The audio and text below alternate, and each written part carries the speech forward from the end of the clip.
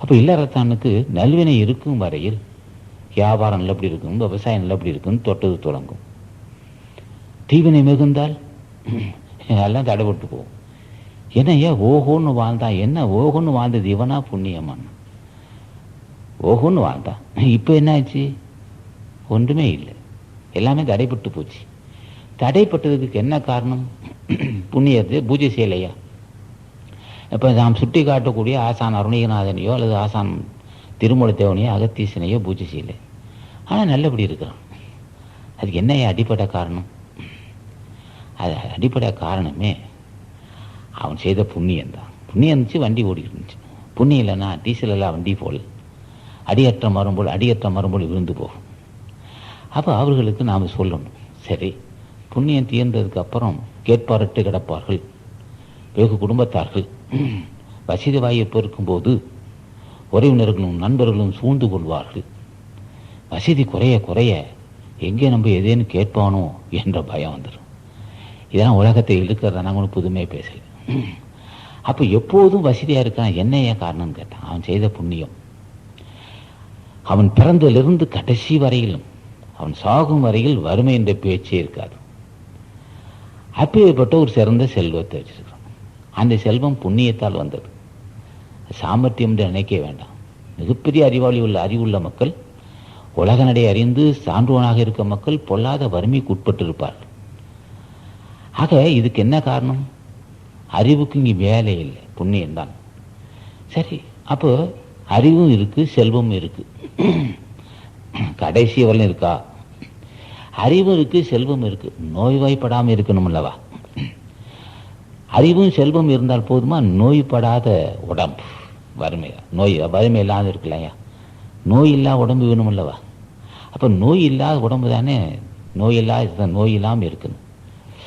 ஆக நோய் இல்லாத இருக்குன்னு என்ன செய்யணும்? அதற்கும் புண்ணியம் செய்திருக்கணும். பாவத்தை செஞ்சு இப்போ கரையேற முடியாது, புண்ணியம் செஞ்சிருக்கணும். அப்போ நோய் இல்லாத வாழ்வு, வறுமை இல்லாத வாழ்வு, எல்லாம் சுற்றுப்புற சூழ்நிலை அமையணும். அப்போ சுற்றுப்புற சூழ்நிலை நல்லபடி இருந்தால் தான் அவர்கள் எதையும் சாதிக்க முடியும்.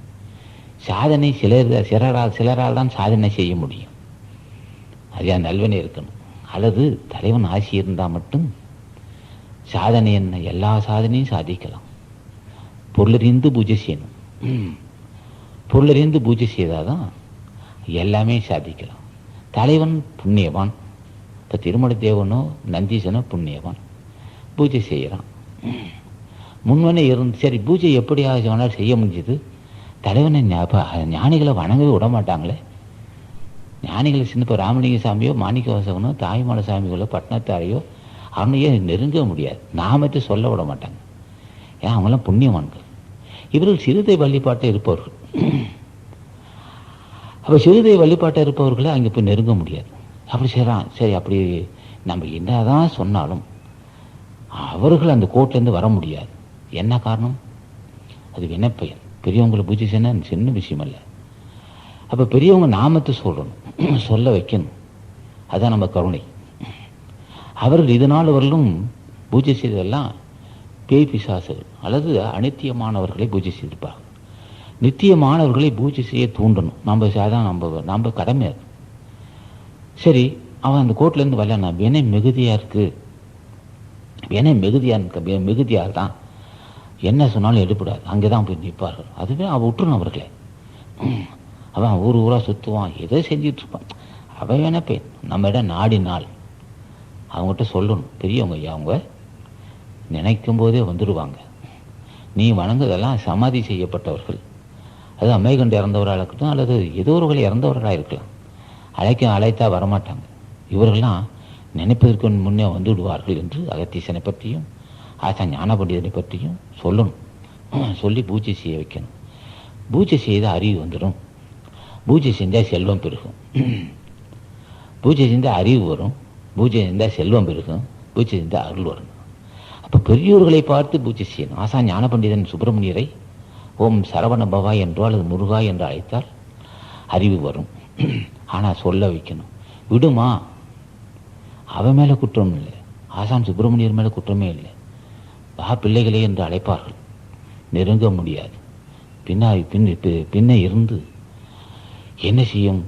செய்த பாவங்கள் பிடிச்சிக்கிட்டு இழுக்கும். அவனை சிறிது கூட முன்னேற முடியாது. ஒரு 5 நிமிஷம் உட்காந்து தியானம் செய்வான், 2 நிமிஷம் உட்காந்து நாமத்தை சொல்ல ஓம் சரவண பவா என்று சொல்லுன்னு சொன்னான். 2 நிமிஷம் நாமத்தை சொல்லுவதுக்குள்ள கடன் சுமை, பிரச்சனைகள், நோய், உள்ள மனைவிட்ட பிள்ளைகளையும் அப்படியே போட்டு வாட்டி எடுக்கும். ஏயா இவ்வளோ கருணை உள்ளவனை வணங்கினாலும் வணங்குறோம், ஓம் சரவண பவாங்கிறோம், அது முருகா என்று சொல்ல பார்க்குறோம், முடியலைன்னா என்ன காரணம்? பல பிரச்சனைகள் அவனை வாட்டி வதைக்குது. புண்ணியவான் நெருங்க முடியலை.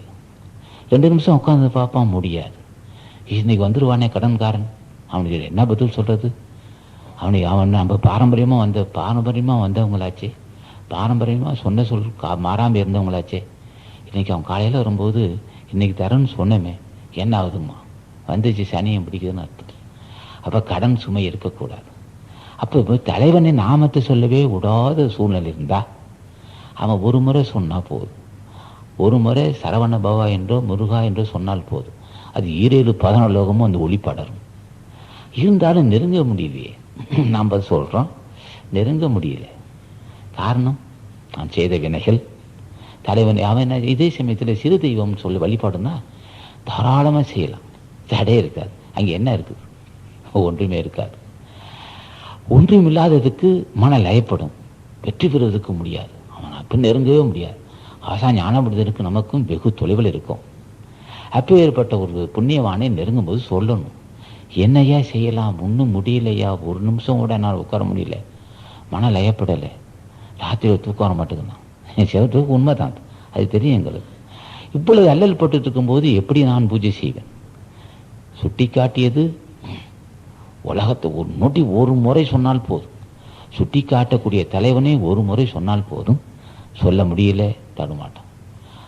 அப்போ இப்படி இருக்கு. இந்த மாதிரி ஒரு தடுமாட்டம் இருக்கும்போது சமுதாயத்தில் என்ன செய்ய முடியும்? ஒன்று செய்ய முடியாது. சரி, நமக்கு நல்ல நேரம் வரணும். அது எப்படி நல்ல நேரம் வரும்? நேரம் எல்லாத்துக்கும் ஒரே நேரம் தான். தலைவன் ஆசி இருந்தால் நல்ல நேரம் இருக்கும். அதான் சொன்னேன், ஆசி இருந்தால் எல்லாம் நல்ல நேரம் தான். இப்போது சில காலை 7 to 9 நல்ல நேரம்னு சொல்லுவான். அந்த 1.5 மணி நேரம் 3:45 ஒரு முகூர்த்த நேரம்னு சொல்கிறது. ஒருத்தன் திருமணம் செஞ்சுக்கிட்டு இருப்பான், அந்த நேரத்துக்கு ஒருத்தன் இழுத்துக்கு படிச்சுக்கிட்டு இருப்பான். ஒருத்தன் குன்ம நோய், வயிற்று வலி, தலைவலி தாங்க முடியாது. அந்த 7 to 9 அவனை போட்டு வாட்டி வதைக்கும். அவன்கிட்ட போய் 7 to 9 எப்படின்னு கேட்டான்னா சொல்ல ஒன்றா துன்பத்தை இருக்கான். இவனை போய் கேட்டான் 7 to 9 நான் திருமணம் செஞ்சுட்டு இருக்கான். இன்னொருத்தனை கேட்டான் புத்துநோய் வந்திருக்கணும், ஒரு லூசு பிடிச்சான்னு கேட்டான். அவன் உடறிக்கிட்டே இருந்தான். 7 to 9 போய் கேட்டான் லூசு பிடிச்சவனை, மூளைக்கோளாறுன்னு கேட்டான். அவனை திட்டிக்கிட்டே இருந்தான், சிரிச்சுக்கிட்டே இருந்தான். சிரிச்சுக்கிட்டே இருக்கணும்னு இருப்பான், திட்டிக்கிட்டே இருக்கணும்னு இருப்பான். அதான் அந்த 7 to முகூர்த்த நேரத்தில் நடக்கக்கூடிய செயல்பாடுகள். அப்போ ஒருவனுக்கு புற்றுநோய், ஒருவனுக்கு உண்மை நோய், ஒருவனுக்கு தலைவலி, ஒருத்தனுக்கு பசி, ஒருவனுக்கு மிகுதி உணவு, தூக்கமின்மை, இதெல்லாம் 7 to 9 நடந்துக்கிட்டு இருக்கான். அப்போ இந்த ஆண்டு வெகுதானியம் ஆண்டாச்சுன்னா, ஆமாம் வெகுதானியம் ஆண்டு தான். யாருக்கு? புண்ணிய செய்த மக்களுக்கு வெகுதானியம் நிலப்படம் இருந்தது, 1க்கு 10 விளைஞ்சது. புண்ணிய வெகுதானியம் ஆண்டு யாருக்கு? புண்ணிய செய்த மக்களுக்கு. ஆண்டு வெகுதானியம் ஆண்டு தான். இவன் போட்ட இவன் நிலத்தில் விலை இல்லை, அதுக்குரிய மூலத்தை இடுபொருள் இல்லை.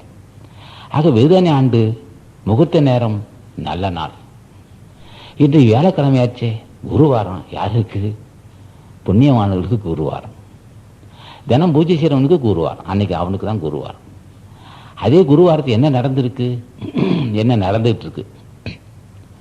ஆக நேரம் மார்கழி மாதம், பூடைய மாதம், தை மாதம் எந்த மாதம்னா யாருக்கு? புண்ணியவான்களுக்கு. அப்போ புண்ணியவான்களுக்கு முகூர்த்த நேரம் நல்ல நேரம், 7 to 9 நல்ல நேரம். ராகு காலம் யாருக்கு? சரி, ராகு காலத்தை எதுவும் செய்யக்கூடாதுன்னா செஞ்சு நேரத்தை பார்த்தோன்னு செஞ்சு அந்த விஷயம் நீங்கள் அந்த மாதிரி திருமணங்கள் என்னாச்சு? நல்ல முகூர்த்த நேரத்தை செஞ்சு என்னாச்சுன்னா ராகு காலத்தை செய்யக்கூடாது. சரியா? ராகு காலத்தை அப்புறம் ராகு காலத்தை செய்யக்கூடாது. சிலருக்கு செய்யறாங்க, காரியம் நடக்குது. இப்போ ஞானிகளுக்கு ராகு காலம் நேரம் விஷயம் இல்லை. ராகு காலம் அது என்னடா செய்யுதுமா?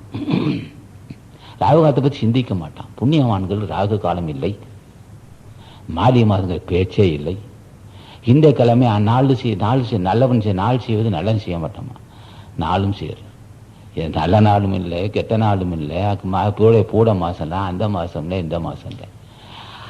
அவர்களுக்கு எல்லாம் நல்ல நேரம், எல்லாமே நல்ல நாட்கள். ராகுகாலம் இல்லை, குடுசம் இல்லை, யமகண்டம் இல்லை. யமகண்டத்தையும் வென்றான், குடுசத்தையும் வென்றான், ராகுகாலத்தையும் வென்றான். இந்த கோரைகரனா அது சில பேர் இருப்பான். ஓரே கோரனா எத்தனையும் நகசரியா. இந்த கிரகம் நல்ல கிரகம், இது பாவ கிரகம். பாவர் அது புண்ணியருமா. எங்கய்யா பாவர் புண்ணியம்? நவகிரகங்கள் புறம் புண்ணியவான்களை கண்டா கை கட்டி சேவை செய்யும் ஐயா. சரி, புண்ணியவான்கள் யார் யான்னா? இப்போ நான் இந்த நல்ல நேரம் இல்லைங்க, அவங்களாம் எல்லா நேரம் ராகுகாலம், யமகண்டம், குளுசம், சனிக்கிழமை, செவ்வாய்க்கிழமை, இந்த எல்லா கிழமையும் ஞானிகளுக்கு நல்ல நேரம் தான் ஐயா. தொட்டதெல்லாம் வெற்றி பெறுவாங்க. அவர்களுக்கு மட்டும் ஏன் நல்ல நேரம் கெட்ட நேரம்? அது எல்லா நேரம் நல்ல, எல்லா மாதம் நல்ல மாதம், எல்லா ஆண்டு நல்ல ஆண்டு, எல்லா நேரம் நல்ல நேரம், எல்லா கிழமையும் நல்ல கிழமைனா தடையில்லாத வாழ்க்கை. சரி, நமக்கு அந்த வாய்ப்பு இருக்கா? இத்தனை முறைப்படி இத்தனையும் செய்து முறைப்படி அந்த நேரம் எல்லா நேரம் பார்த்து செய்கிற காரியம் என்னாச்சு? சரி, அவர் திருமணத்தை முறை எல்லா ஜோசியரும் சேர்ந்து 9:45 இது பொருத்தம்மா, 9 பொருத்தம் 10 தான். இத்தனை பொருத்தம் இருக்குது, அத்தனை பொருத்தம் சொன்னே. என்ன நடந்தது? இத்தனை பேருக்கு பார்த்த ஜோசியங்கள் என்னாச்சு? ஏன் அவன் அவ்வளவு ஜோசியம் பார்த்து வண்டியில் போனவன் ஏயா இது அவன் அடிபட்டு இறந்தான்? எத்தனை முறை கேட்டுருக்கிறான். நம்ம திருமண கும்பல் அடிபட்டு இறந்து போச்சு, அடிபட்ட நசிக்கிறதுனா மணமக்கள் அங்கேயே மாங்கல்யா இருந்தால் இது நடக்கும். இத்தனை பேரும் பார்த்து என்ன செய்யுது? நேரத்தை பார்த்தானே தவிர நாளை பார்த்தான், நேரத்தை பார்த்தான், பொருத்தத்தை பார்த்தான், பின்ன ஏற்படக்கூடிய வருத்தத்தை பார்க்கவில்லை. ஏன் இப்படியெல்லாம் உலக மக்கள்கிட்ட ஏன் இப்படியெல்லாம் செய்கிறானே? ஏன் நடந்ததுன்னா அனித்தியமான கொள்கை கோட்பாடுகள். அனித்தியமான கொள்கை கோட்பாடுகளை வச்சுக்கிட்டு இவன் என்னத்தை நேரத்தை பார்க்கறது? ஆனால் அப்படிலாம் இப்போ இப்படிலாம் நேரத்தை பார்க்க வேண்டிய அவசியம் இல்லைன்னா சரி, இந்த நேர காலம் ஏன் வந்தது? இப்போ நீங்கள் சொல்கிறத பார்த்தீங்கன்னா இப்போ நேர காலம் இல்லையா? இருக்குது. ஒரு பொதுத்துறை இருக்கிறவர்கள் அல்லல் பட்டு வருவார்கள். பல பிரச்சனையை தாங்க முடியும். அவனும் இல்லாததான இருப்பான், சான்றவனாக இருப்பான், சமுதாய பிரச்சனையை நன்கு அறிந்து செயல்படுகின்றவனாக இருப்பான். அவனும் உடல் சோர்வு இருக்கும். இன்றைக்கி என்ன கிழமைன்னு கேட்பான். இவன் எல்லாம் 10, 50, 100, 200 குடும்பம் அவனை நம்பி இருக்கு. பெரியவங்க இன்றைக்கி எங்கள் வீட்டுக்கு பொண்ணு நிச்சயம், பொண்ணை வீட்டுக்கு அழைக்கிறோம், திருமணம், இதெல்லாம் கேட்க போவோம். அவன் உடல் சோர்வு இருப்பான். இன்றைக்கி என்ன கிழமைன்ற? அடாடாடாடா செவ்வாய்க்கிழமை ஆச்சுன்னா. இந்த செவ்வாய்க்கிழமை, சனிக்கிழமை, குளுசம், யமகண்டம் அவனுக்கு துணையாக இருந்தது. அவர்கள் மனிதர்கள் தானே, அவர்களுக்காக செய்து இந்த நேரத்தை பார்ப்போம். ஒருத்தன் பணம், பொண்ணு திருமணத்துக்கு பணம் கேட்டிருப்பான், கையில் காசு இருக்காது, விளக்கு வச்சு போச்சுன்னா. விளக்கு தான் எப்போ வைக்கிறானே, விளக்கு வச்சு போச்சு தான். அப்படியாவது சொல்லி அந்த நேரத்தை தாட்டி விட்டு ஏதோ செய்யணுங்கிறதுனாலே, காரியங்கள் தடைப்படக்கூடாது என்பதற்காக, உடல் சோர்வுக்காக இதெல்லாம் வைக்கப்பட்டது.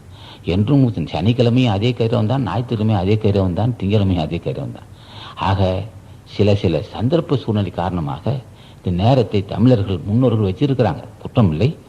அவர்கள் முன்னோர்கள் வச்சதுனாலே இப்போ என்ன செய்வாங்க, சில பொண்ணு கேட்பாங்க, தை மாதம் தான் தை பிறந்தா வழி பிறக்குன்னு சொல்லுவோம். என்ன காரணம்? இவர்கிட்ட கையில் மூலதனம் இருக்காது. அந்த மாதிரி 2 மாதம் தள்ளி போகிறதுக்கு வாய்ப்பு கிடைச்சிது. இப்போ மார்கழி மாதம், புரட்டாசி மாதம் செய்யக்கூடாது, மார்கழி மாதம் செய்யக்கூடாதுன்னா என்ன காரணம்? மூட்டை இல்லை, பணம் இல்லை. ஆக இதெல்லாம் ஒரு செயல்பாடு. சமுதாயத்தில் தப்பித்துக் கொள்வதற்காக, உடல் சோர் நீங்குவதற்காகவும், கையில் இல்லாத போது அந்த காரணம் காட்டிக் கொள்வதற்காகவும் இதெல்லாம் சமுதாயத்தை செய்யப்பட்ட ஒரு நடைமுறைகள்.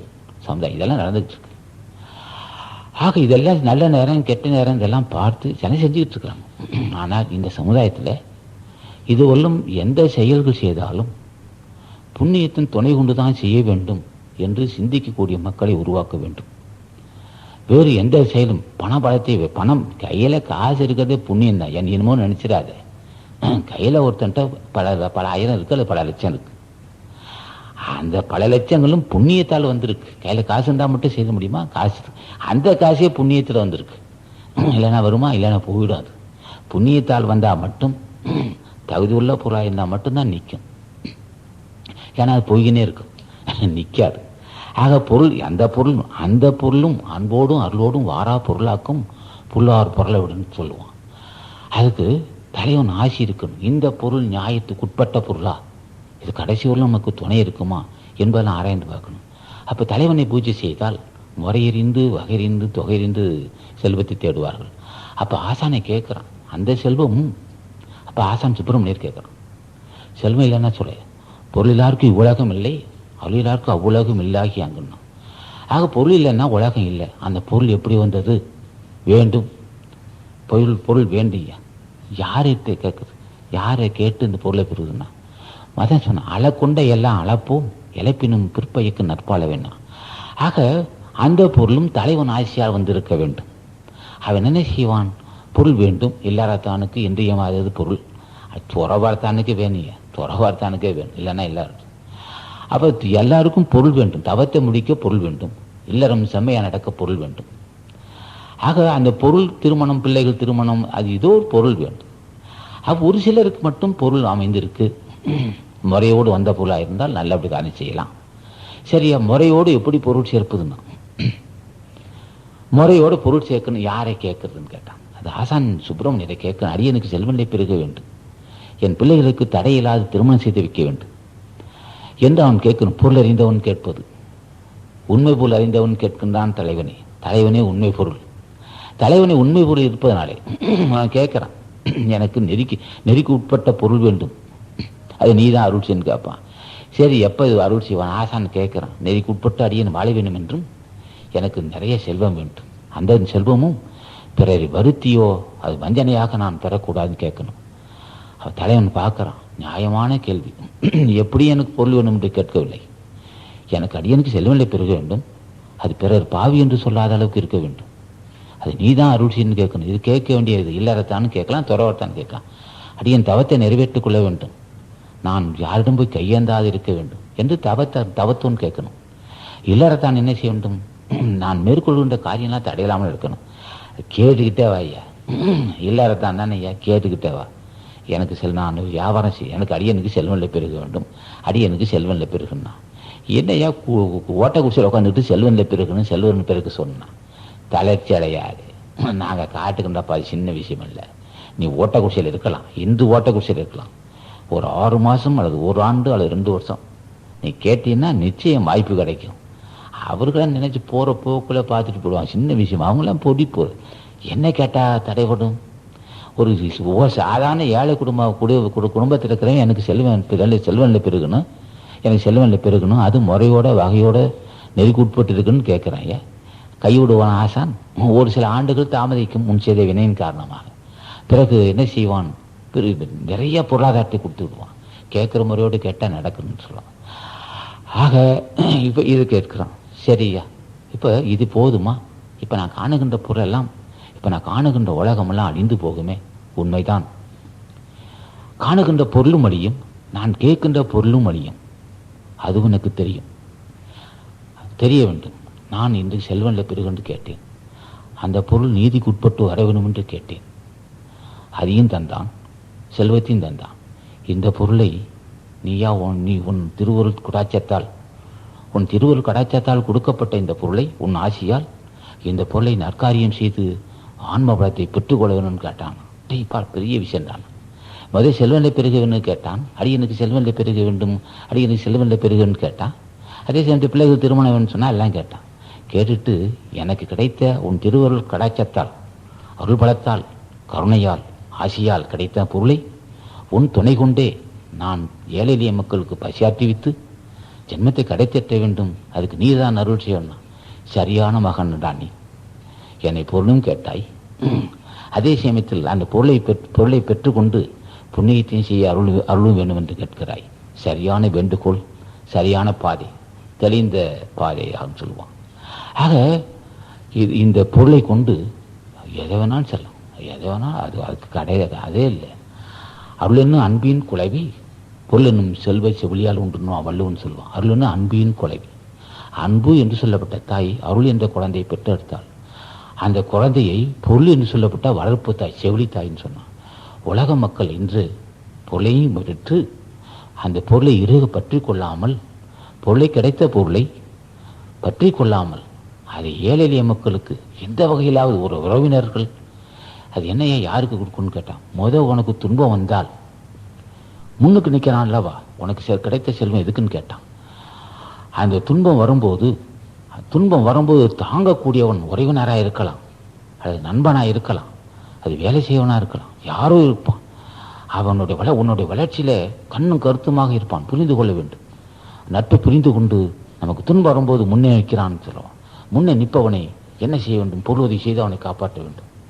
ஏன்னா தக்க சமயத்திலெல்லாம் எனக்கு தளர்ச்சி வரும்போதெல்லாம் பயப்படாதுன்னு சொன்ன அந்த குடிமகன், அந்த உயர்ந்த குடும்பத்தை சேர்ந்தவனுக்கு வறுமை வந்தது.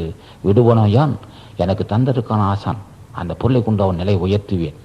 துன்பம் வரும்போதெல்லாம் தாங்குகின்றவன், எனக்கு துன்பம் வரும்போதெல்லாம் தனக்கு துன்பம் வந்ததாக கருதக்கூடிய அந்த பண்புள்ள மகனுக்கு பொருளுதவி செய்ய வேண்டும். ஏன் செய்யணும்னா, ஏன்னா ஏழை எளிய மக்கள் செய்யணும். ஏழை எளிய மக்கள் அப்புறம் பார்த்துக்கலாம், பிறகு வேணான்னு சொல்லலை. உனக்கு சுற்றுப்புற சூழ்நிலை, உனக்கு மாமன் மாமி, அண்ணன் தம்பி, நண்பர்கள், உறவினர்கள், நமக்கு 10 பேர் வேண்டும். அந்த நேரத்தில் பார்த்து உதவி செய்கிறவனை பார்த்து விடக்கூடாது. கடவுள் கொடுத்த பொருளை அப்படியும் உனக்கு பாதுகாப்பு தேடிக்கொள்ளலாம். கேட்டினும் இந்த ஒரு உறுதி, கிளைஞரை நீட்டி அளப்பதற்கு நான் வள்ளுவன். கேடு வந்த சமயத்தில் உனக்கு ஒரு வாய்ப்பு கிடைத்திருக்குன்னா, என்னையா கேடு வந்த சமயத்தில் என்னையா வாய்ப்புன்னு கேட்டான். கேட்டினும் உண்டு ஒரு உறுதி அவனா, கேடு வந்த சமயத்தில் ஒரு உறுதி கிடைத்திருக்கு, ஒரு வாய்ப்பு கிடைத்திருக்கு. எதுக்குன்னு கேட்டான். கேட்டினும் உண்டு ஒரு உறுதி, கிளைஞரை நீட்டி அளப்பதற்கு ஒழுனா. கிளைஞர்னா நண்பர்கள், உறவினர்கள். உறவினர்கள் உண்மையான உறவினர்களா அல்லது உண்மையான நண்பர்களா என்று அறிந்து கொள்வதற்கு வாய்ப்பு கிடைத்ததுறான். நண்பர்கள் அல்லது உறவினர்களை புரிந்து கொள்வதற்கு அல்லது உணர்ந்து கொள்வதற்கு அளந்து பார்க்கக்கூடிய கருவிடா இருந்தான். பண்ணா எவ்வளவு பெரிய வாய்ப்பு. அப்ப ஆசான் ஆசியால் கிடைத்த அந்த பொருளை நமக்கு பக்க பலமாக வைத்துக் கொள்ள வேண்டும். தன்னை சார்ந்தவர்கள் தகுதி உள்ள மக்களாக இந்த பொருள் உதவி செய்து பாதுகாத்து அவனுக்கு அது ஒரு அரண், சிறந்த அரண். நட்பு சிறந்த அரண். உறவினர்கள் யாராக இருந்தாலும் சரி அப்படி செய்து பொருளை வச்சுன்னு சொல்லுவான். ஆக இப்படியும் பொருளை செலவு செய்து நட்பை தெரியும். அதே சமயத்தில் தகுதி உள்ள நண்பர்களுக்கும் உறவினருக்கும் பொருள் உதவி செய்வதே அறமாகும். ஏனென்றால் நாம் மேற்கொள்ளும் அறப்பணிகளுக்கெல்லாம் துணை இருப்பவன் அவன். ஆக அவனுக்கு கொடுப்பதும் ஒரு அறமே, தர்மம் சொல்லுவான். துன்பம் வந்த காலத்தை ஒதுங்கக்கூடியவன் அவன் சொல்லுவான். கேட்டினும் உண்டோர் உறுதி, கிளைஞரை நீட்டி அளப்பதற்கொள்ளுன்னா. கேடு வந்த காலத்தில் யார் நண்பன் யார் பகைவன் தெரிந்து கொள்ளலாம். துன்பம் வந்த காலத்தை நீங்கக்கூடியவனை புரிந்து கொண்டு சரி இவன் காலத்தை அவனை ஒரு நட்டு அறியணும், ஒரு ஒப்பிலார்க்கேன்னு சொல்லுவான். தனக்கு துன்பம் வந்த காலத்தை நம்ம சார்ந்திருந்தும் நமக்கு துன்பம் வந்த காலத்தை விலகக்கூடியவனை புரிந்து கொள்கின்ற வாய்ப்பு கிடைத்திருக்கு கேடு வந்த சமயத்தில். ஆக இப்படி தகுதி உள்ள மக்களை நட்பாக்கி கொள்ள வேண்டும். நட்பாக்கி கொள்வதற்கும் பொருள் வேண்டுமல்லவா? வெறும் நட்பு பயன்படுமா? நல்ல தகுதியுள்ள நட்பு. இந்த நட்பும் கடவுள் கொடுத்தது, இந்த பொருளும் கடவுள் கொடுத்தது. இதெல்லாம் கடவுள் கொடுத்த நட்பு. கடவுள் நமக்கு நல்ல தகுதியுள்ள நட்பு கிடைத்திருக்கிறால் அது கடவுள் புண்ணியம் செய்திருக்க வேண்டும். சின்ன விஷயம் அல்ல. ஏன்னா தகுதியுள்ள நட்பு தான் இருக்கும். புண்ணியவான்களுக்கு மட்டும் புண்ணியவான்கள் தான் அமைவான். தகுதி இல்லாத மக்கள் வர முடியாது, வந்தால் நிற்க முடியாதுன்னா. அப்படியே இதெல்லாம் புரிந்து கொள்ளுகின்றது உலக நடைக்கு வள்ளுவனுக்கு தெரியும். இதெல்லாம் புரிந்து கொள்ள முடியுமாப்பா நீ இப்பெல்லாம் சொல்றீன்னா? இந்த புண்ணியவான்களுக்கு தான் தகுதியுள்ள நட்பு இருக்கும், தகுதியெல்லாம் வாய்ப்பு இருக்குன்னு சொல்றேன். புண்ணியம் எது பாவம் எதுன்றே மக்களுக்கு தெரியாது. இருந்தால் நான் எழுதி வைக்கிறேன் குரல், நான் எழுதி வைக்க குரலை புரிந்து கொள்ளணும். கேடு வந்த சமயத்தில் ஒரு வாய்ப்பு கிடைத்திருக்குது. அது எந்த வாய்ப்புன்னு கேட்டான். நமக்கு துன்பம் வரும்போது நமக்கு துன்பம் வந்ததிலேயே பெரிய வாய்ப்பு உறுதி எதுனா என்னென்னவன் நமக்கு துன்பம் வரும்போது நிற்கிறான், இவெல்லாம் போயிடுறான். அப்போ நிற்கிறான். அந்த மாதிரி துன்பம் வரும்போது துன்பம் வரும் காலத்திலே துணையாக இருப்பவனை தாங்கிக் கொள்வது பண்புன்னு சொல்லுவான். அதெல்லாம் வைத்துக்கணும். அப்போ சரி தகுதியோடு நட்பு ஏயா பாக வந்துன்னு கேட்டான். இதனால் வரலும் என்பால் அன்பு கொண்ட அவன், என் குடும்பத்தில் ஏற்பட்ட பிரச்சனையெல்லாம் தாங்கி முன்னிருந்து செய்த அவன் இன்று ஏனோ என் மீது கோபம் கொள்ளுகிறான். நான் என்ன செய்ய, அவனுக்கு ஒன்றும் தீமை செய்யவில்லை. ஏன் இந்த அப்போ என்னுடைய பிரச்சனை தீர்வு, எனக்கு பிரச்சனை வரும்போதெல்லாம் தனக்கு வந்ததாக கருதி துணை இருந்த அந்த நண்பன், எங்கள் குடும்பத்தில் ஏற்படக்கூடிய எல்லா சுக துக்கங்களுக்கும் துக்காதிய நிகழ்ச்சிகளுக்கும் தாங்கியிருந்த அருள் செய்த அன்பு காட்டிய அவன் இன்று என்னை கண்டால் விற்பதற்கு என்ன காரணம்? அவனுக்கு நான் என்ன செய்தேன்? நீ செய்த புண்ணியம் இருந்தது, தகுதியுள்ள நட்பு இருந்தான். புண்ணியம் தீர்ந்தது, நீ நண்பனுக்கு புண்ணியம் தீர்ந்தது, அவன் நம்ப விட்டு போய்விட்டான். சரி, அப்போ புண்ணியம் இருக்கிற மட்டும் நம்பால் அன்புள்ளவனாக இருந்தான். புண்ணியம் தீர்ந்தது, பகைத்து கொண்டான். பகைத்து கொண்டது புண்ணியமா பாவமான்றான். புண்ணியம் என்று பகைத்து கொள்ளாது, பாவம் தான் பகைத்து கொள்ளும். நாளுக்கு நாள் நட்பு பெருகுது. இந்த நட்பு உண்மையான நட்பா? அல்லது போலி நட்பா? இந்த மாதிரி கொனைக்கட்டுள்ளவன் பிற்காலத்தில் நமக்கு சாதகமாக இருப்பான். அவனாக இருக்கிறான். தலைவன் ஆசான் அகத்தீசனை வணங்குகிறோம். தகுதுள்ள நட்பாக இருந்தாலும் என் வினையின் காரணமாக அவனை பகைத்துக் கொள்கிறேன். அவனுக்கு குணப்பண்பை என்னால் புரிந்து கொள்ள முடியல. அது என்னுடைய பாவமாக இருக்குது. என்பால் அளவில்லாத அன்புள்ளவனாக இருக்கிறான். என்பால் அளவில்லாத அன்புள்ளவன் அவனை கண்டு நான் அவனை பகைத்துக் கொள்கிறேன். ஆனால் இதுக்கு நீதான் அருள் செய்தான். நீதான் அருள் செய்து கேட்கும்போது அவர்கள் அருள் செய்வான். ஆக நல்ல நட்பை உருவாக்கி தருவதும் தலைவன் தான். பகச்சொல்லி கேளீர் விரிப்பர், நகைச்சொல்லி நட்பாடல் தேற்றாதவன் வள்ளுவன். என்னையா இதை நீ சொல்ற அறிவுரை? நீ சொல்ற இப்ப நீ சொல்வதெல்லாம் அறிவுரை, நியாயமான அறிவு தான் ஐயா. பகச்சொல்லி கேளீர் விரிப்பர். கேளீர்னா நண்பர்களை. நண்பர்கள் விருப்பமான ஒற்றை. நண்பர்கள் எதை விரும்புகிறார்களோ, எந்த சொற்களை எந்த செய்கையை விரும்புகிறார்களோ அந்த சொற்களையும் செய்கையும் காட்டி நட்பை பெருக்கிக் கொள்ளாமல் நண்பர்கள் மன வெறுக்கும்படியான சொற்களையும் செயலையும் செய்து பிரிக்கிறார்கள். பகச்சொல்லி கேளீர் விரிப்பர், நகைச்சொல்லி நட்பாடல் தேற்றாதவன். உண்மையான நண்பர்கள் விருப்பமானவற்றை செய்து நட்பை பெருக்கிக் கொள்ளாமல் அவன் மனசு நோகும்படி செய்து நட்பை கெடுத்துக் கொள்கிறான். அவன் வள்ளுவன் சொல்லுவான். ஆக எந்த செயலுக்கும் இதுக்கும் அறிவு வேண்டும். ஏனையா அவன் நல்ல நண்பனாயிற்றே, அவன் மீது கோபம் கொள்வதற்கு யாது காரணம் என்பால் அது வினை காரணம்னு சொல்லுவான். அதுக்கும் அறிவு இருக்கணும். நல்ல நட்பை தேர்ந்தெடுக்கவும் அறிவு வேணும். தேர்ந்தெடுக்கப்பட்ட நட்பைக்கு பொருளுதவி செய்து காப்பாற்றிக் கொள்ளவும் அறிவு இருக்கணும். ஆக எல்லாவற்றுக்கும் அறிவு வேணும். அறிவு இருந்தால் தான் முடியும். செல்வம் வேண்டும், அறிவு வேண்டும், புரிந்து கொண்டு செயல்பட வேண்டும். நண்பர்களை போற்றுவதும் ஒரு பண்பு தான். நண்பர்களை போற்றுதல் நட்பை பெருக்கிக் கொள்ளுமா. அப்ப நட்பு தகுதியுள்ள நட்பு அமையும் ஆசி வேண்டும். அமைந்த நட்பை தம்மை விட்டு பிரியாமல் இருக்குவதற்கும் ஆசி வேண்டும். ஆக இதெல்லாம் சொல்லுவான். செயற்கரிய யாவுல நட்பின் அதுபோல் வெனக்கரிய யாவுல காப்புன்றோம். செய்து கொள்வதற்கு அருமையானதுன்னு கேட்டான். உலகத்திலேயே அரிய செயல் எதுன்னு கேட்டான். அரிய செயலே தகுதியில் நட்பை தேர்ந்தெடுத்துக் கொள்ளுதல். அரிய செயல், அதான் அரிய செயல். உண்மையான தனக்கு பாதுகாப்பு. அப்படி தகுதியுள்ள நட்பை தேர்ந்தெடுக்க அது எதுக்குன்னு கேட்டான். புண்ணியவானுக்கு தான் முன்னமே சொல்லியிருக்கிறோம். புண்ணியவனுக்கு தான் பொருள் சேரும். புண்ணியவன் தான் நட்பை எடுத்துக்க மாட்டான். புண்ணியவன் தான் அரவணைத்து செல்லுவான். குற்றத்தை மன்னிக்க கூடியவன் புண்ணியவான்கள். குற்றத்தையே கண்ணும் கருத்துமாக இருப்பவன் பாவிகள். நான் தகுதியுள்ள நட்பு உன்னுடைய வாழ்க்கைக்கு தேவை அல்லவா? கடவுள் நேரடியாக வர முடியுமா? கடவுளுக்கு நண்பனாக வந்திருக்கிறான். நீ யாரும் நினைக்காதே. துன்பம் வரும்போதெல்லாம் அவன் நம்மளுக்கு துணை நிற்கிறான்னு சொன்னா ஆறுமுக பெருமான் நிற்கிறான்னு நினைச்சிடாதே. நம் திருவடியை பட்டுகின்றவன் தகுதியுள்ள நட்பை அவன் இழக்க பார்க்கிறான். தகுதியுள்ள நட்புக்கு நாம் நல்ல பிள்ளைன்னு சொல்லி தகுதியுள்ள நட்பை தேர்த்திருக்கிறோம். இவன் என்ன பையன் அவனை கைவிட பார்க்கிறான் என்று சொன்ன செய்வான், உணர்த்துவான். இப்படி போகாதே, அப்படி போவது நல்லதில்லை. நான் தான் உனக்கு அந்த நட்பை தேர்ந்தெடுத்து அனுப்பிச்சிருக்கிறேன். நீ என் திருவடியை பற்றியதுனாலே நல்ல நட்பை தேர்ந்தெடுத்து அனுப்பிச்சிருக்கிறேன். அவனை கைவிடல் ஆகாது. அப்படியே அறியாமை காரணமாக தகுதியுள்ள நட்பை பகைத்துக் கொள்ளுகின்ற காலம் வந்தாலும் தலைவன் என்ன செய்வான்? இப்படிப்பட்ட புண்ணியவான், சிறந்த ஆராய்ச்சியாளன், சிறந்த சான்றோர், எந்த குணப்பண்பாளன், குற்றத்தை மன்னிக்கக்கூடிய மனப்பாங்குள்ளவன், இப்பேற்பட்டவனே அவனுக்கு நாம் சேர்த்திருக்கிறோம். அது புண்ணியத்தால் திருவள் துணையால் அருள் கடாச்சாரத்தால் சேர்த்திருக்கிறோம். அப்பேற்பட்டவனை பகைச்சிக்கிறான், பாவம் செய்யறான்னு சொல்லுவான். அப்ப என்ன செய்வான்? சந்தர்ப்ப சூழ்நிலை உருவாக்குவான். அவனுக்கு சில வறுமையை உண்டாக்கி, யாருக்கு? தகுதியுள்ள நண்பனுக்கு, தகுதியுள்ளவனுக்கு ஒரு சில சூழ்நிலை உருவாக்கி அதன் மூலமா இவன் பொழுது செய்து நட்பை பெருக்குவான். இதெல்லாம் பண்ணி புரிந்துக்கணும். இந்த உலகம் இந்த அளவுக்கு அமைதியாக இருப்பதற்கு காரணம் நல்ல நல்ல நண்பர்கள் சேர்ந்திருக்கிறார்கள். ஒரு குடும்பம் மற்ற குடும்பமும் 20 ஆண்டு, 30 ஆண்டு, 40 ஆண்டு சேர்ந்திருக்கு. இதெல்லாம் சாமர்த்தியமா? 40 ஆண்டுகள் உங்க பண்புகள், உங்களுடைய நட்புகள் எத்தனைன்னா எங்க பாட்டங்காலத்திலிருந்து உங்க குடும்பத்துக்கு எனக்கும் பழக்கம் உண்டுன்னா ஏன்னா ஓரிரு ஆண்டுக்குள்ளவே ஒருத்தனை மோதிக்கிட்டு போயிடுறான். உங்க குடும்பத்துக்கு இந்த குடும்பத்துக்கும் 100 ஆண்டு, 2 தலைமுறையாக இருக்குன்னு கேட்டான். அது நீ பெரிய அறிவாளியா? அவன் புண்ணியவன் சேர்த்து வச்சிருக்கான் உனக்கு ஒன்னையும். ஏன்னா 4 பேர் வேணும் நமக்கு.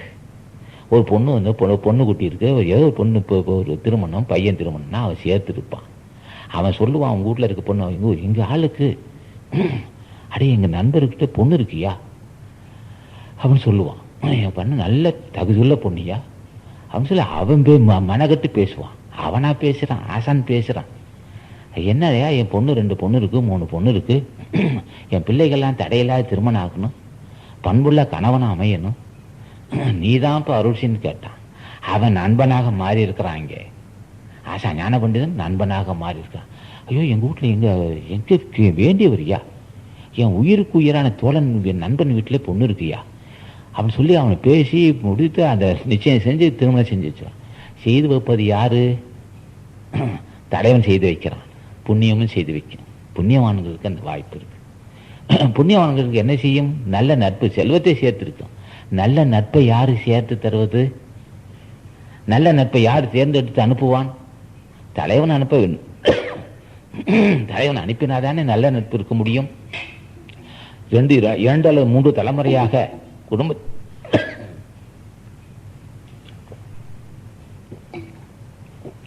2 அல்லது 3 தலைமுறையாக நல்ல நட்பை தேர்ந்தெடுப்பதற்கு காரணம் என்ன?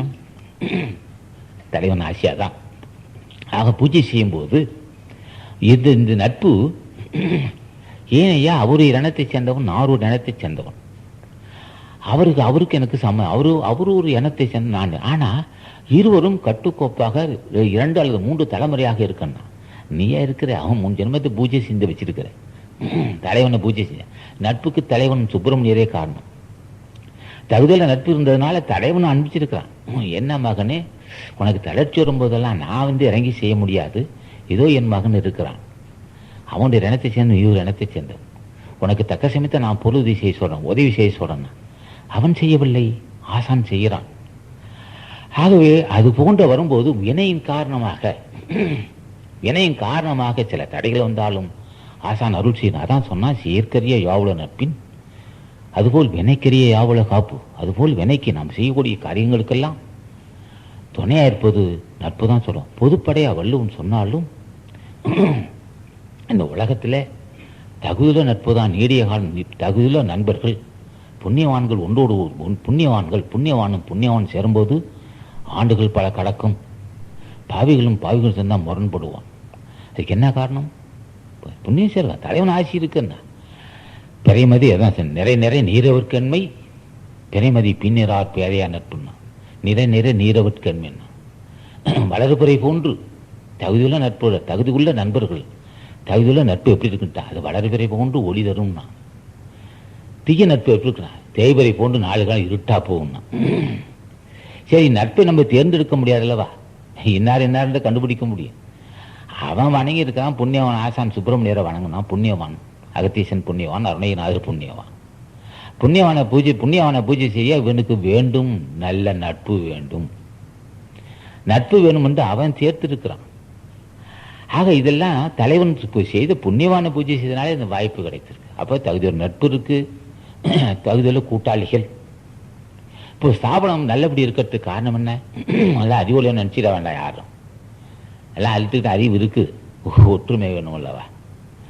எல்லாரும் பட்டதாரிகள் தான், யாரும் மறுக்க முடியாது, பட்டதாரிகள் தான்.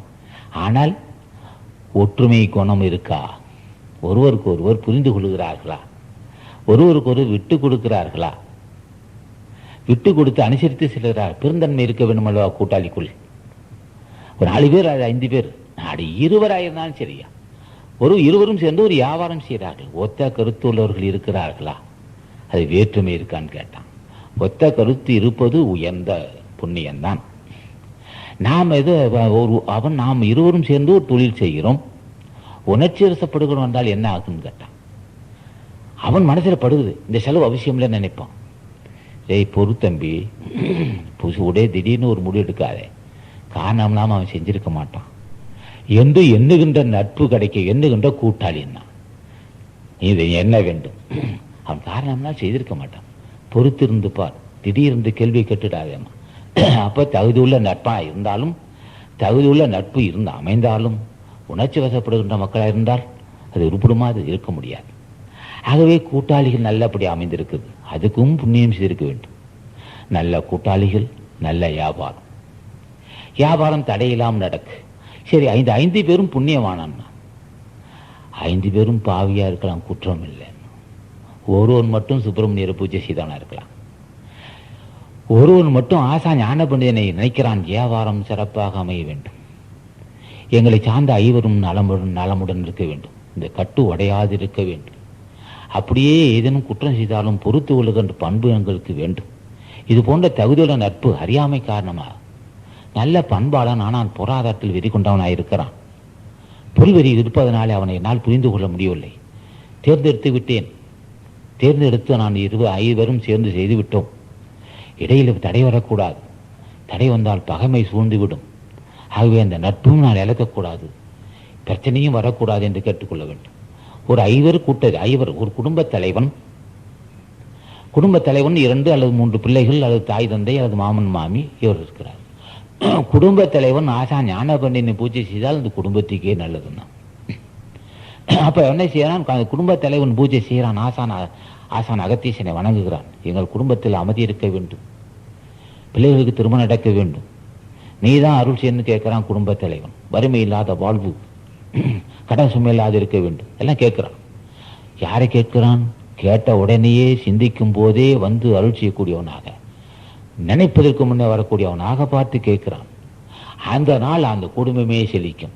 புண்ணியவன் அல்லவா? ஆசான் ஞான பண்டிதனும் ஆசான் அருணகிநாதனும் அகத்தீசன் புண்ணியவான்கள், மரணமில்லா பேர்களும் பெற்றவர், அருள்பலம் உள்ளவர்களை வணங்குகிறான். அதே போல் கூட்டாளி கேட்கிறான், நாங்கள் 5 சேர்ந்து நடத்தி ஆரம்பித்து விட்டோம், பல பேர் எங்களை பார்த்து கேலி செய்யாது இருக்க வேண்டும். என்னையா 5 பேர் நட வியாபாரம் செய்யல என்னாச்சுன்னு கேட்கலாம். நம்ம பலகீனத்தை விரும்புகின்ற மக்கள் இருப்பார்கள், நீ புரிந்து கொள்ள வேண்டும். நம்ம வளர்ச்சியை விரும்புகின்றவர்கள் ஒரு சிலரே, நம்ம பலகீனத்தை விரும்புகின்றவர்கள் பெருவாரியா இருப்பார்கள். அவரை புரிந்து கொள்ள வேண்டும். அவரை புரிந்து கொண்ட அவசியம் இல்லை நமக்கு. அவர் புரிந்து கொள்ள சிந்திக்க நேரம் இல்லை.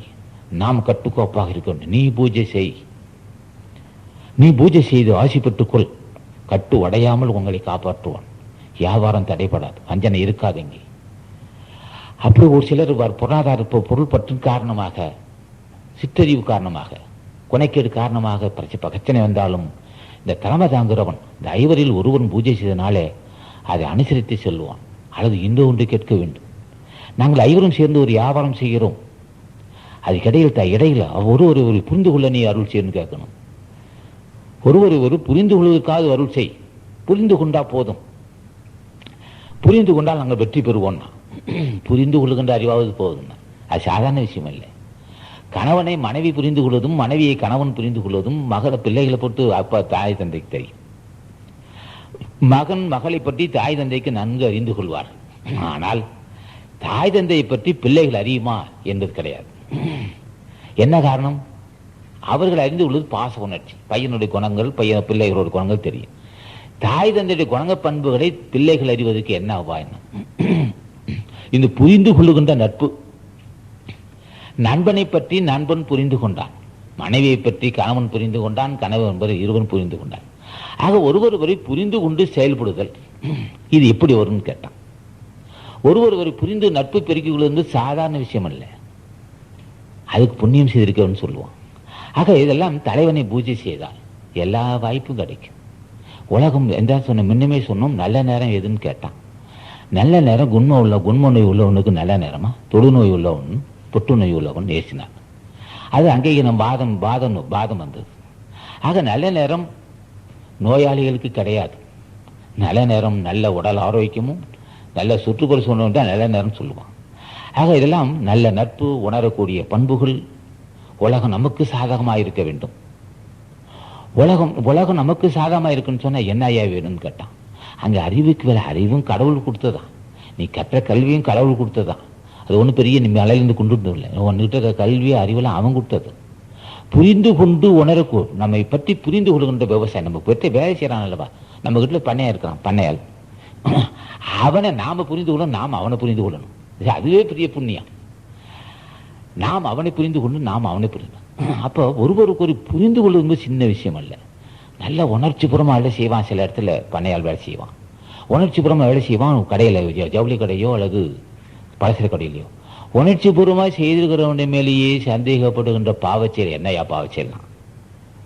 உன்னுடைய ஸ்தாபனத்துக்கு இரவும் பகலும் பாடுபட்டு உன்னை வளர்க்க உன்னை உயர்த்தி வேண்டும் நமது மூலதனம் உள்ள முதலாளி என்று இரவும் பகலும் பாடுபடுவான்.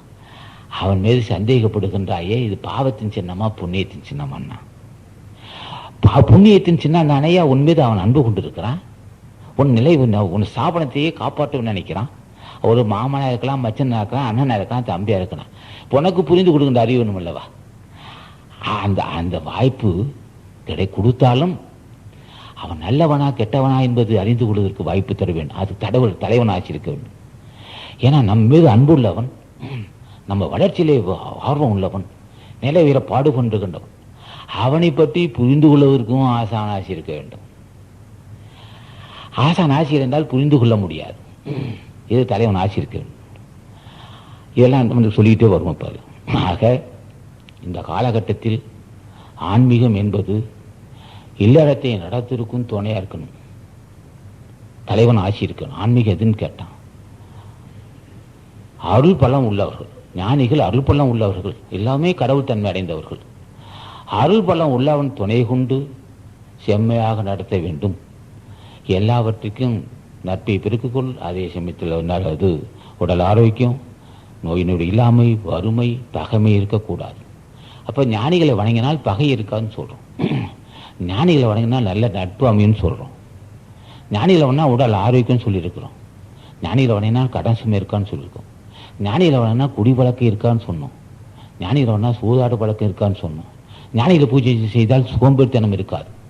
எதையும் மதம் இருப்பான். எதையும் அறிவு வேலை செய்யாது. ஏன் தீமைக்கு மட்டும் அறிவு வேலை செய்யும். ஆகுலால் தோன்றும் அசிவின்மை கைப்பொருள் போகுலால் தோன்றும் அப்படின்னா வள்ளுவன் சொல்லுவான். ஆசான் ஆசி இருந்தால் ஊழ் என்றால் தெய்வம் என்று பொருள் உண்டு, முன் செய்த வினை என்று பொருள் உண்டு. ஆக மதம் அப்படியே இருப்பான், சிந்திக்கவே முடியாது. செல்வம் கடைசி வரலும் சிந்திக்கணும் போயிடும். ஏன் இவ்வளோ அறிவாளி எதை பார்த்தாலும் தடுமாறிட்டு இருக்கேன்னா, வினை இருந்துச்சே எல்லாம் சுறுசுறுப்பா இருந்தான், நல்வினை இருந்துச்சு சுறுசுறுப்பா இருக்கான், சிந்திச்செல்லாம் செயல்பட்டுக்கிட்டாங்க. தீவனை வந்தது, எதை தொட்டாலும் தடை வந்தது, மதம் இருக்கிறான். இந்த மதப்பு எங்க உடம்புல வந்துச்சா உயிரில் வந்துச்சான்னு கேட்டான். முன் செய்த பாவத்தை இருக்கு அந்த மதப்பு. எது தீமையோ அதை செஞ்சுக்கிட்டே இருப்பான். அப்போ ஆகுலால் தோன்றும் அசைவின்மை கைப்பொருள் பூகுலால் தோன்றும் அப்படின்னா, கைப்பொருள் போவதற்கு காரணமான ஊழ் அது வந்தா என்ன செய்யும்? வளர்ந்து மதி மயக்கத்தை உண்டு பண்ணும், தீமையான காரியத்தை செய்வான். எதெல்லாம் நஷ்டமோ அதை செஞ்சுக்கிட்டு இருப்பான். நல்ஊழ் பெருகினால் முன் செய்த நல்வினை, ஆகோலால் ஆக்கத்துக்குரிய முன் செய்த வினைகள், அசைவின்மை சோர்வின்மை தளர்ச்சியின்மை, தளர்ச்சி இல்லாத சூழ்நிலை உருவாக்கும். அசைவின்மை கைப்பொருள் போகுலா தோன்றும் அப்படின்னா, கைப்பொருள் போவதற்கு காரணமான முன் செய்த வினை வந்தால் என்ன செய்யும்? மடினா சோம்பல், மதம் இருப்பான், ஒண்ணுமே செய்ய மாட்டான். மனைவி கேட்பா, ஏன் இப்படி மூளையில் உட்காந்துக்கிட்டு இருக்கீங்க, ஏதாவது செய்யுங்கன்னா, நான் என்ன செய்ய போறேன்மா, ஏன் அப்படியெல்லாம் ரொம்ப சிறப்பாக செஞ்சு முடிச்சேன், நான் இருந்தது புண்ணியம் இருந்துச்சு, காரியத்தை பார்த்தா இப்போ உட்காந்துருக்கான் மூலையில் எல்லாம் உட்காந்து. அவனை நம்பி பிள்ளைங்கள்லாம் உட்காந்துருக்கான், எல்லாம் வயசுக்கு வந்த பொண்ணு எல்லாம் இப்போ வயசுக்கு வந்த பையன் இருப்பான். இவன் கட்டில் விட்டு எந்திரிக்க மாட்டான். என்ன காரணம்?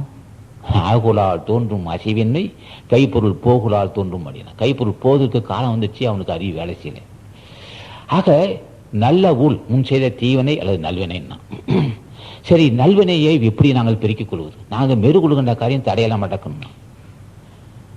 நாங்கள் மேற்கொள்கின்ற காரியம் தடையெல்லாம் நடக்கணும். தலைவன் நாங்கள் சுட்டி காட்டுவோம், நாங்கள் ஆன்மீகவாதி, நாங்கள் சுட்டி காட்டுவோம் புண்ணியவன் அவன் பிடித்துக் கொள்ளவனை எல்லாரும் தான் செம்மையாக நடக்கணும்.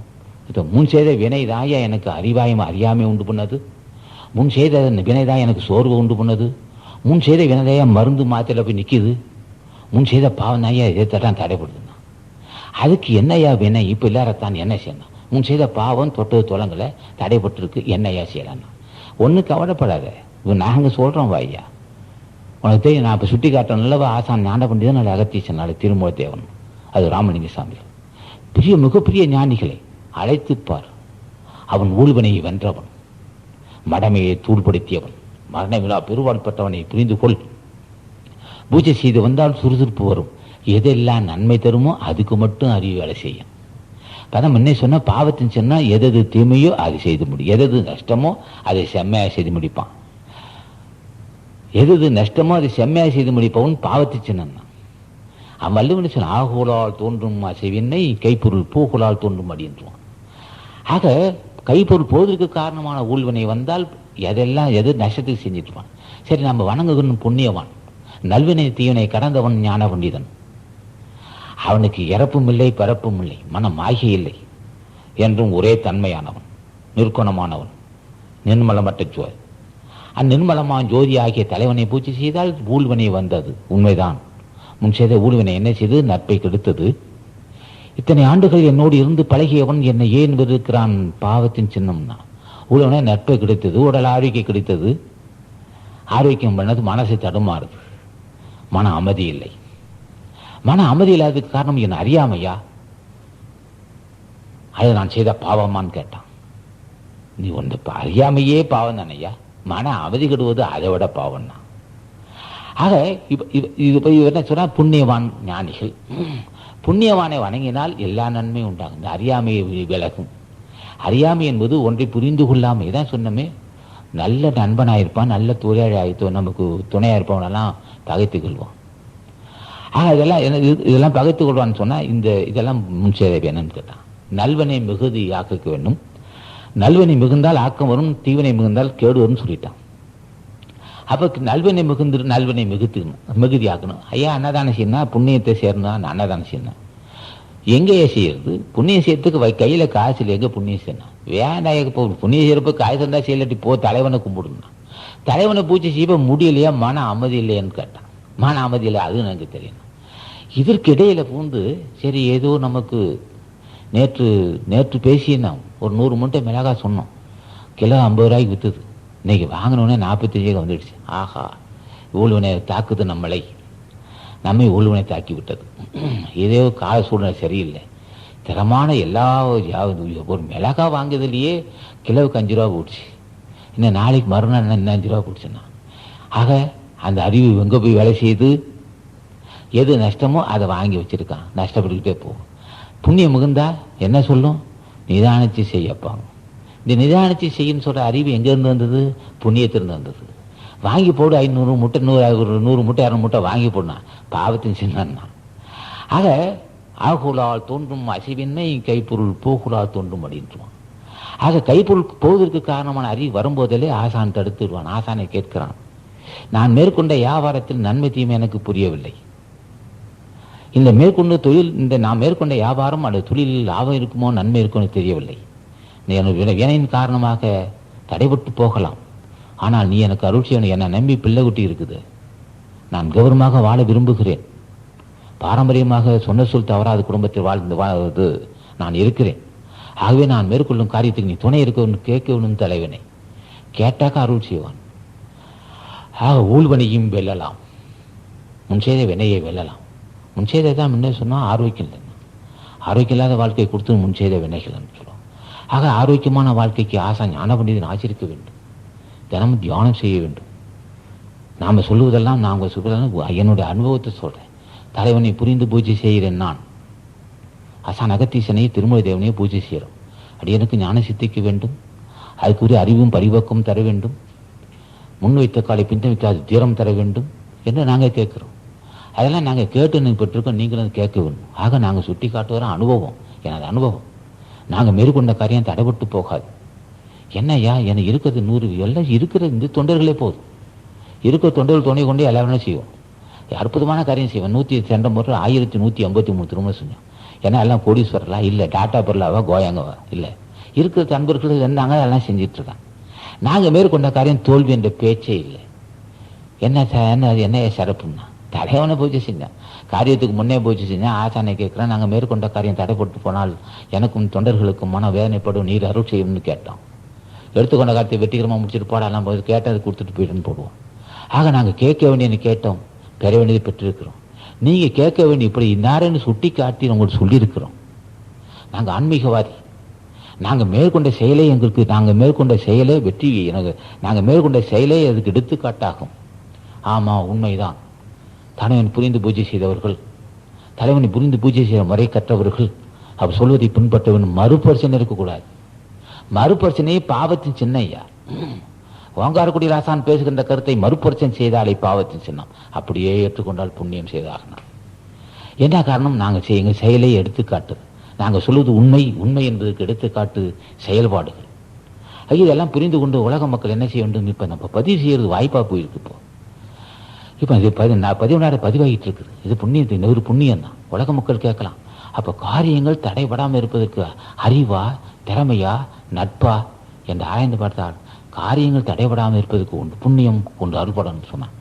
அருள்படம் பெறுவதற்கு நான் அருள் என்பது எதுன்னு கேட்டான். ஆசானோடைய அருள், ஆசானோடைய அன்பு நமக்கு அருள். ஆக அந்த அருளை பெறுவதற்கு நம்ம தினம் பூஜை செய்கிறோம்.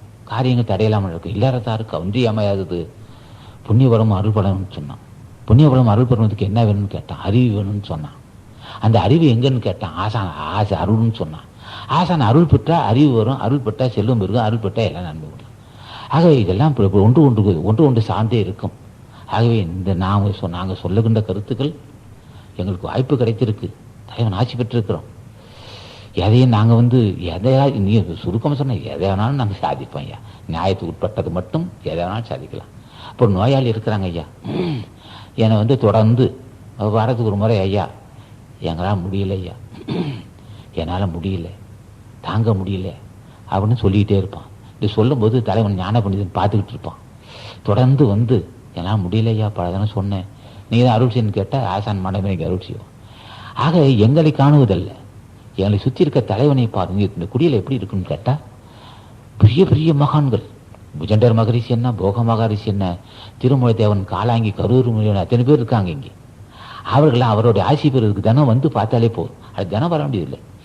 வாரத்துக்கு ஒரு முறை இந்த குடியை சேர்ந்து பக்தி விசுவாசத்தோட, பயபக்தியோட பார்க்கணும் என்னை. அப்படின்னா தற்பெருமையை பேச நினைக்கணும். பயபக்தி விசுவாசம் என்னை பார்த்தால் இல்லாதத்தானுக்கு நன்மை நடக்கும், நோயாளிகள் நோய் நிவர்த்தியாகும், நல்ல பண்புள்ள ஒரு சூழ்நிலை அமையும், பாவ விமோச்சனம், மன அமைதி பெறுவதற்கு ஒரே வழி ஓங்காரக்குடியில் மண்ணை மிதிக்க வேண்டும். நம்ம தொண்டர்களை காண வேண்டும். நம்ம தொண்டர்களை பார்த்தாலே புண்ணியம்னா ஏன்னா அவ்வளோ உண்மைதான். இங்கே பல பெரிய ஞானிகள் இருக்கிறாங்க, பெரிய பெரிய ஞானிகள் இந்த குடியில் இருக்காங்க. அப்போ தொண்டர்கள் தொண்டு செய்கிறாங்க. தொண்டு செய்யும்போது ஆசான் ஞான பண்டிதனும் அகத்திசன் பார்க்குறான். ஆசானுடைய பார்வைப்பட்ட தொண்டர்கள் என்னை காணுவதை விட என்னையும் காணலாம். தொண்டரை பார்த்தால் தொண்டர்களையும் கண்டால், தொண்டரை கண்டாலே புண்ணியம் உண்டாகும். நம்ம அந்த அளவுக்கு நம்ம சங்கத்தை சேர்ந்தார்கள், அவளும் புண்ணியவான்கள். புண்ணியம் செய்த மக்கள் இவர்களெல்லாம் பல ஜென்மத்தை செய்த புண்ணியத்தால் தான் இங்கே வர முடியுது. இப்போவும் ஞான பண்டிதனும் புஜட மகரிஷியும் பார்வையிலிருந்து, நந்தீசன் அகத்தீசன் பார்வையிலிருந்து தொண்டு செய்கிறார்கள். அந்த தொண்டு செய்வ தலைவன் பார்க்கிறான், தலைவன் புண்ணியவான் பார்க்கிறான், புண்ணிய செயலும் புண்ணியவான் பார்க்கிறான்.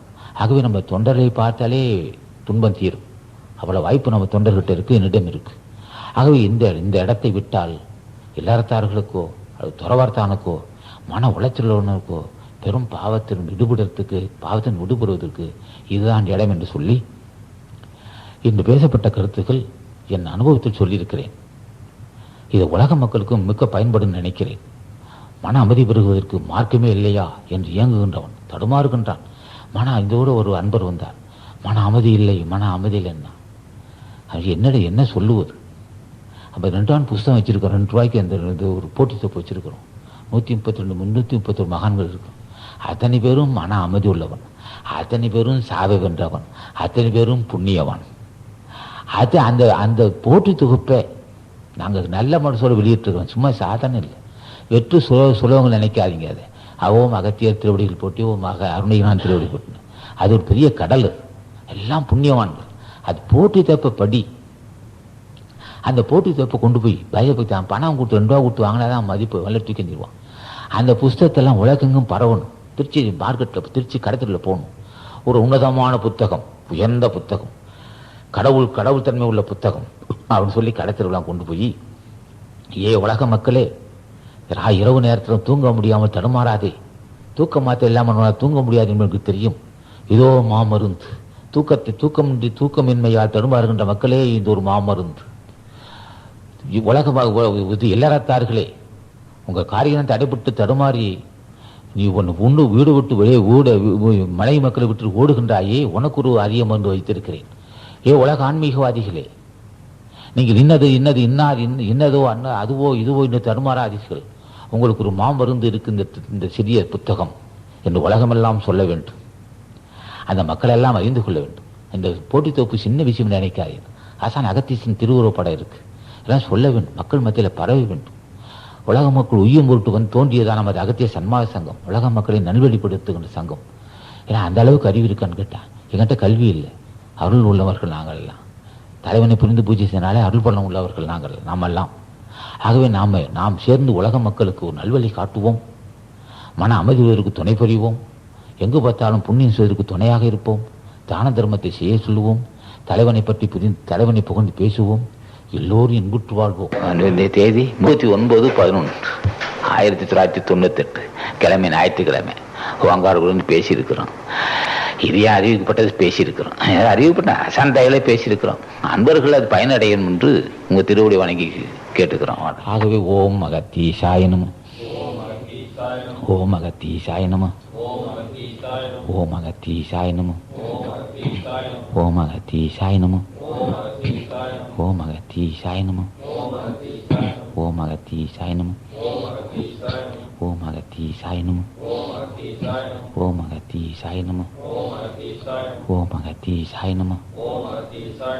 அகத்தீசாய நம, ஓம் அகத்தீசாய நம, ஓம் அகத்தீசாய நம.